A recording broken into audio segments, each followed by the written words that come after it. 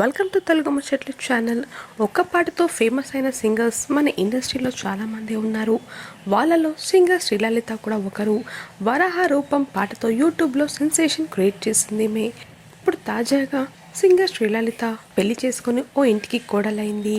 తన ఫ్యాన్స్కి సర్ప్రైజ్ ఇచ్చింది. కుటుంబ సభ్యులు బంధుమిత్రుల సమక్షంలో ఈమె పెళ్లి చాలా ఘనంగా జరిగినట్లుగా తెలుస్తుంది. ఇందుకు సంబంధించిన కొన్ని ఫొటోస్ ప్రస్తుతం సోషల్ మీడియాలో చక్కర్లు కొడుతున్నాయి. కాంతారా సినిమా పేరు చెప్పగానే క్లైమాక్స్లో వచ్చే వరాహ రూపం పాటే గుర్తొస్తుంది. ఒరిజినల్గా పాడిన సింగర్ ఎవరో మనకు పెద్దగా తెలియదు, కానీ ఇదే గీతాన్ని తనదైన శైలిలో పాడి అందరినీ ఆకట్టుకుంది సింగర్ శ్రీలలిత.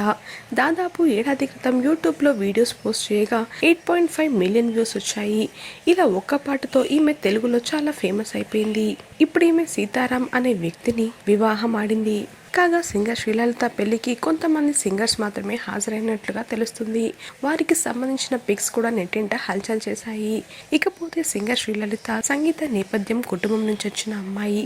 తాత ముత్తాతలు సంగీత విద్వాంసులే. ఈమె తల్లిదండ్రులు కూడా గాయకులే. 3.5 ఏళ్ల వయసులోనే ఓ స్టేజ్ మీద పద్యం చెప్పమని అడిగితే లింగాష్టకం పాడి అందరినీ ఆశ్చర్యపరిచింది. లిటిల్ ఛాంప్స్, పాడుతా తీయగా, బోల్ బేబీ బోల్, స్వరాభిషేకం ఇలా 15కి పైగా రియాలిటీ షోలో సింగర్ శ్రీలలిత పాల్గొనింది. ఈమె ఎంఏ మ్యూజిక్ పూర్తి చేసింది.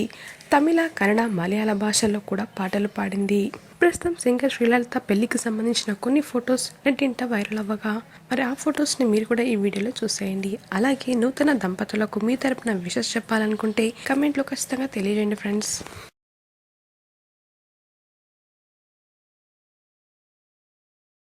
మరిన్ని తాజా అప్డేట్స్ కోసం తెలుగు ముచ్చట్లు ఛానల్ని సబ్స్క్రైబ్ చేసుకుని పక్కన కనిపించే బెల్ బటన్ని క్లిక్ చేయండి. అందులో ఆల్ అనే ఆప్షన్ని సెలెక్ట్ చేసుకోండి. Thanks for watching.